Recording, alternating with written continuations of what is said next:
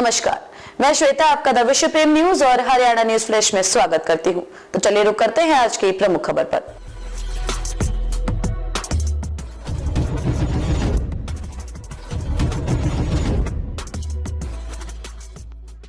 बबीता फोगाट का भाजपा की टिकट से भिवानी महेंद्रगढ़ लोकसभा सीट से लगभग चुनाव लड़ना तय माना जा रहा है, क्योंकि उन्होंने जो पार्टी के लिए किया उसके बाद तो उनका अधिकार भी बनता है। लोकसभा चुनाव को महज 1 महीना बाकी है, तो ऐसे में अब लोकसभा चुनाव लड़ने वाली टिकटार्थियों में टिकट लेने की मारामारी है और ये मारामारी खासतौर भाजपा में है। बात करें भिवानी महेंद्रगढ़ लोकसभा की, तो यहाँ धर्मवीर सांसद है।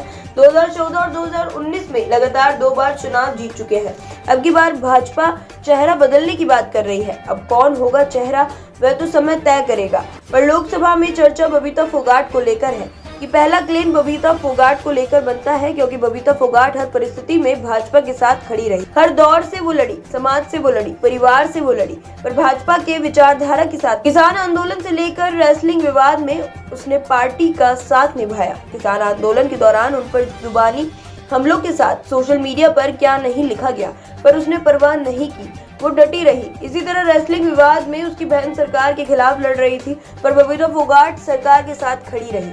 वैसे तो भिवानी महेंद्रगढ़ लोकसभा पर अजय चौटाला और दिग्विजय चौटाला भी क्लेम कर रहे हैं कि हम गठबंधन में हैं, एक लोकसभा सीट पर तो हम लड़ेंगे और ये सीट भिवानी महेंद्रगढ़ लोकसभा है।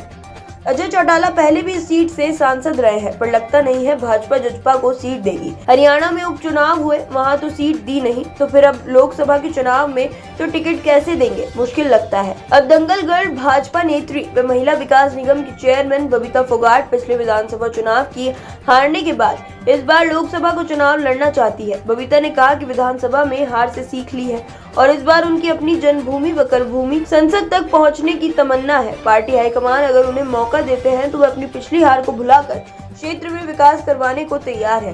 हालांकि पिछले विधानसभा में सफलता नहीं मिली, लेकिन लोगों ने साथ देकर 25,000 से ज्यादा वोट दी थी। हार को गले नहीं लगाया और जीत को सर पर नहीं बैठाया। इसी संकल्प के साथ वे भविष्य की राजनीति करेंगी। सांगवान खाप के कार्यक्रम में पहुंची बबीता फोगाट ने मीडिया से बात करते हुए कहा कि वे चुनाव लड़ने को बिल्कुल तैयार है, चाहे खेल का दंगल हो या राजनीति का, तैयारियां पूरी रखनी चाहिए। बबीता फोगाट ने पार्टी द्वारा दरकिनार करने के सवाल पर कहा कि यूपी में मुझे सह प्रभारी की बड़ी जिम्मेदारी मिली, राजस्थान में प्रचार की जिम्मेदारी दी और पार्टी को विश्वास के साथ जीत दिलाई। खबरों में अब तक के लिए बस इतना ही।